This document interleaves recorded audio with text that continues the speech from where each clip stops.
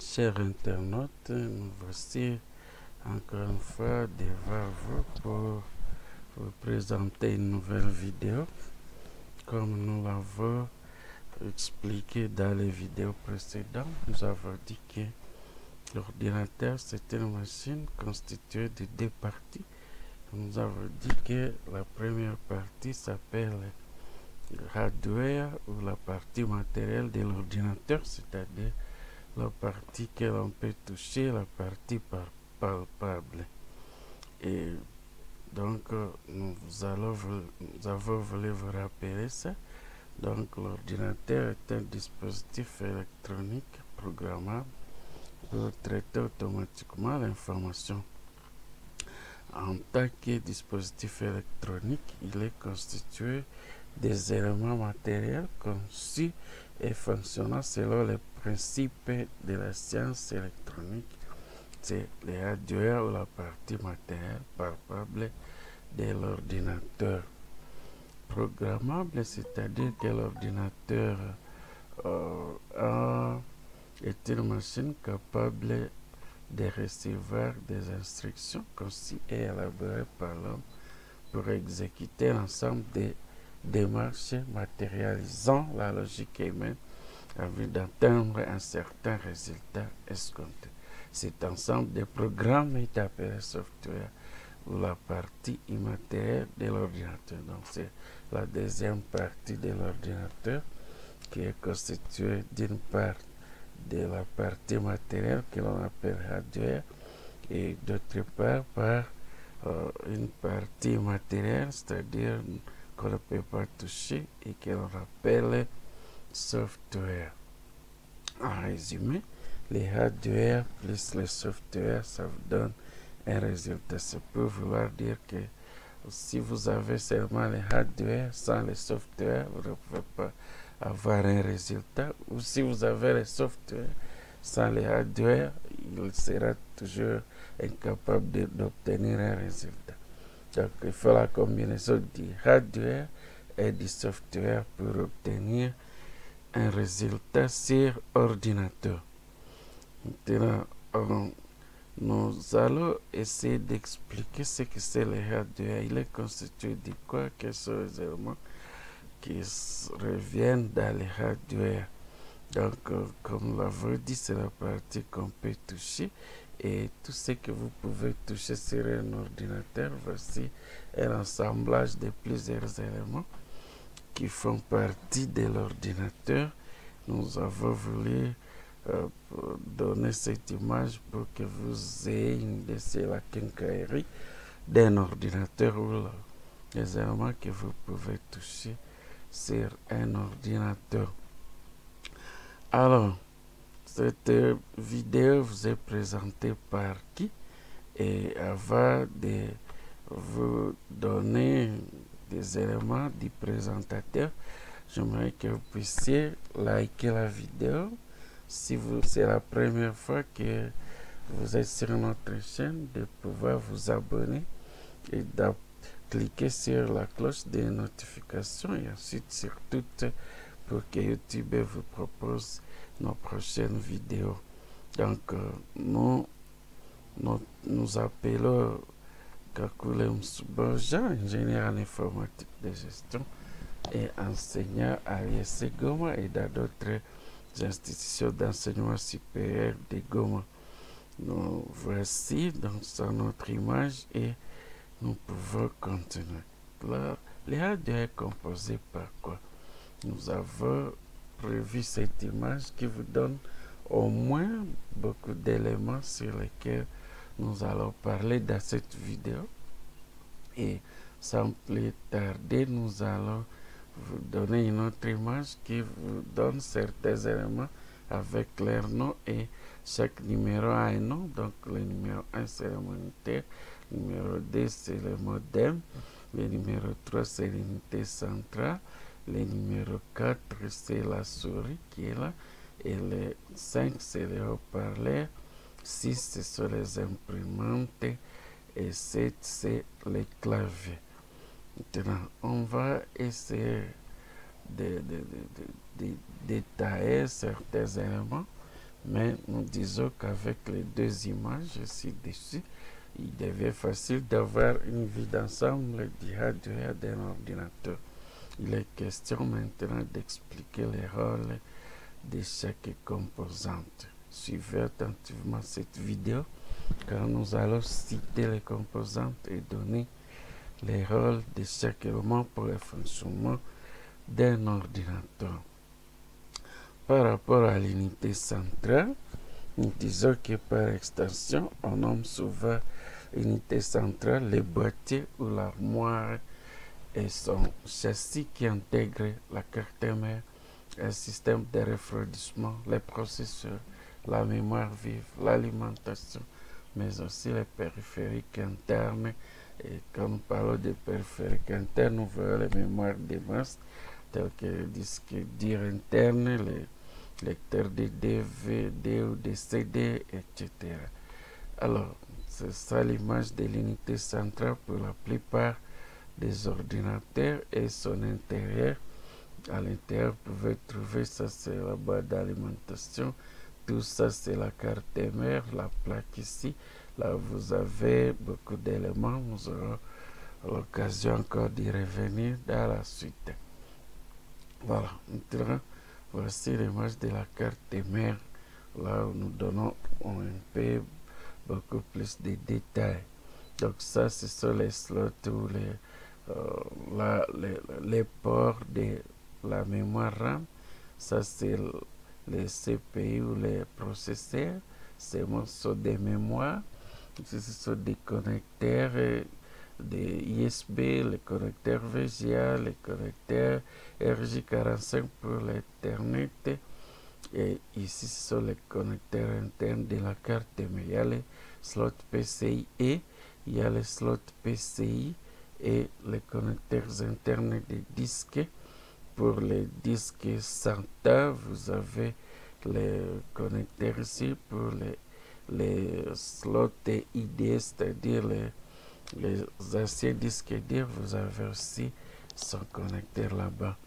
Et ici, on parle de soft bridge, no bridge, ou alors ce que l'on appelle les chips cités d'en bas et d'en haut. Et voilà donc en quelque sorte les détails sur la carte mère.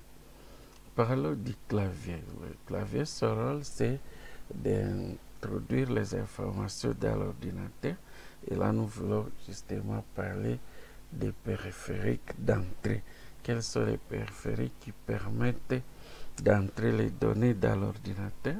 Par excellence, nous avons les claviers qui vous permettent d'introduire des informations dans l'ordinateur.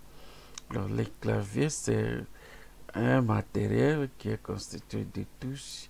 Il y a les touches des fonctions qui sont là, les touches numériques. Il y a aussi les touches qui comportent les caractères.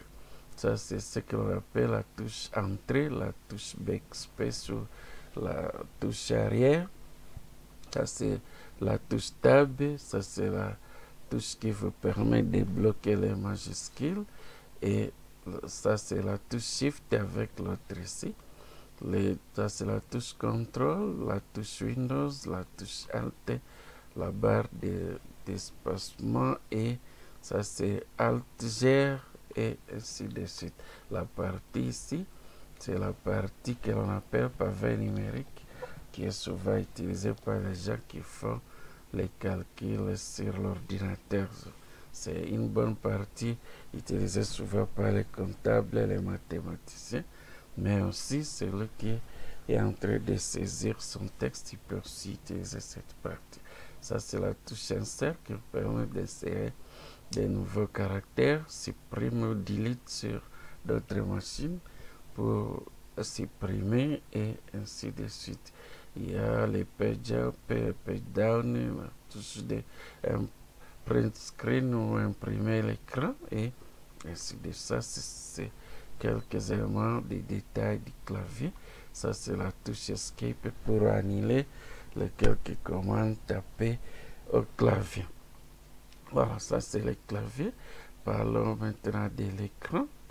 L'écran qui est considéré comme périphérique d'entrée et parfois aussi comme périphérique de sortie. Il est considéré comme périphérique d'entrée lors de la saisie des données. Quand vous êtes en train de saisir, l'écran vous permet de regarder ce que vous êtes en train de taper. Et à ce moment-là, l'écran est considéré comme périphérique d'entrée. Il est difficile de saisir, il est difficile d'enregistrer des informations dans l'ordinateur si l'écran est éteint ou si l'écran n'existe pas. Ça sera difficile. Pourquoi on a ajouté ces périphériques ici pour vous permettre de bien saisir vos informations. Voilà, ça c'est l'écran et nous disons donc c'est une unité d'entrée des données. Si nous parlons du modem, nous disons que les modems est un matériel informatique qui permet la connexion au World Wide Web ou à l'Internet, de moins en moins utilisés aujourd'hui car remplacés par les box Internet. Ils sont désormais associés à une borne Wi-Fi. Ils permettent parfois également d'accéder à la télévision et à la téléphonie fixe. Donc les modems, ce sont là les images de quelques modems. Ça c'est un ingénieur qui est en train de connecter un câble sur un modem. Ça ce sont les câbles connectés au port RJ45 d'un modem. Donc nous disons que le modem est là pour vous faciliter l'accès au réseau. Et nous parlons maintenant du scanner. Les scanners, où parfois on écrit avec un seul N ou double N, donc il est aussi appelé numériseur à balayage, est un périphérique informatique qui permet de numériser des documents ou autres comme les empreintes digitales par exemple. Voilà, ça c'est un scanner que l'on utilise souvent dans les bureaux et tout ça, mais il y a aussi le scanner que l'on appelle scanner d'empreintes digitales. Si vous voulez traverser les douanes, par exemple, même si chez nous à l'est du pays, vous trouverez des scanners d'empreintes digitales partout dans les bureaux des douanes pour scanner vos empreintes avant de vous enregistrer dans l'ordinateur. Voilà donc en quelque sorte le périphérique d'entrée. Nous citons également les différents lecteurs de CD, les différents lecteurs de disquettes qui permettent aussi d'introduire les données dans l'ordinateur. Le lecteur de CD est un périphérique informatique d'entrée permettant de lire des CD-ROM. Les modèles des salons d'ordinateur permettent aussi de graver des CD vierges ou réinscriptibles. Voilà, donc il y a des lecteurs pour les machines de bureau et que l'on appelle desktop, ce sont les lecteurs de ce type. Il y a aussi des lecteurs pour les machines portatives ou les portables. Et voilà les différents types de lecteurs que nous vous avons proposés. Voilà, si nous voulons parler d'autres périphériques d'entrée, il y a la souris, le microphone, il y a les webcams, la manette de jeu, les appareils photo et caméscopes numériques, etc. Tous ces éléments permettent aussi l'entrée des données dans l'ordinateur. Voilà, nous avons proposé quelques images de ces éléments et nous disons que la souris, elle permet de pointer des éléments affichés à l'écran et de les sélectionner en cliquant dessus. Les microphones favorisent la communication entre l'unité centrale de l'ordinateur et le monde extérieur. Il y a des sortes de périphériques comme les périphériques d'entrée et de sortie. Donc, vous pouvez avoir un microphone pour les entrées et un microphone pour la sortie. Et il y en a de plusieurs types.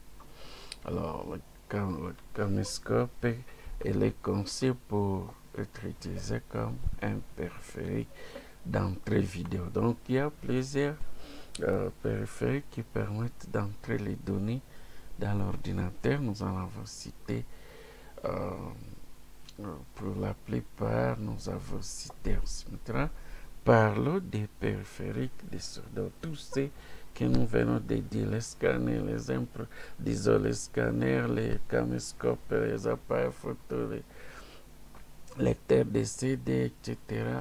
Ce sont des périphériques d'entrée des données dans l'ordinateur. Nous voulons parler des périphériques de sortie. Nous voyons d'abord l'imprimante qui est utilisée pour la production des informations sur papier ou dans un fichier. Nous avons des types d'imprimantes. Il y a les imprimantes laser qui vous produisent parfois des textes en noir blanc, et il y en a aussi des lasers en couleur. Il y a aussi des imprimantes à jet d'encre, c'est-à-dire qui vous impriment des données en couleur.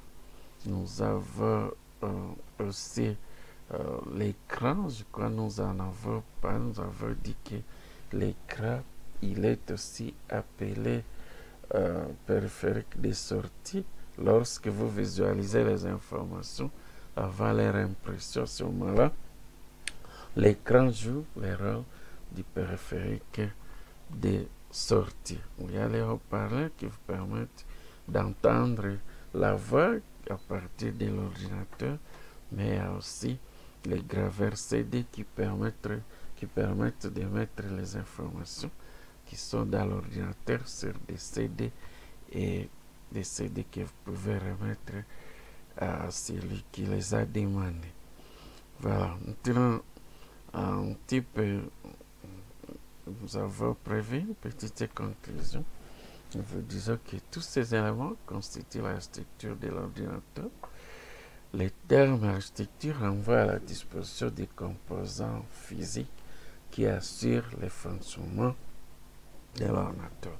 La structure de base ou l'architecture d'un ordinateur moderne est à la fois simple et compliquée. Simple du fait que beaucoup de composants mécaniques qui constituaient les anciens ordinateurs ont été rassemblés dans quelques pièces électroniques.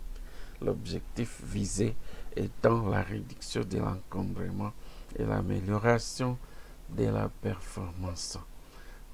Ça peut aussi paraître compliqué, cette architecture, du fait qu'un même composant réalise aujourd'hui une diversité de tâches confiées jadis à plusieurs éléments matériels. Du point de vue de l'organisation matérielle, un ordinateur est constitué de plusieurs éléments structurés autour d'un composant central communément appelé unité centrale. Par rapport à cet élément central, on peut subdiviser les composants de la structure à trois grands groupes. L'unité centrale et ses composants essentiels, les périphériques internes et les périphériques externes. Je crois on a montré l'unité centrale, on a montré les composants ou les périphériques externes, et on peut parler un tout petit peu des périphériques internes. Par exemple, par rapport aux périphériques internes, il y a la boîte d'alimentation électrique.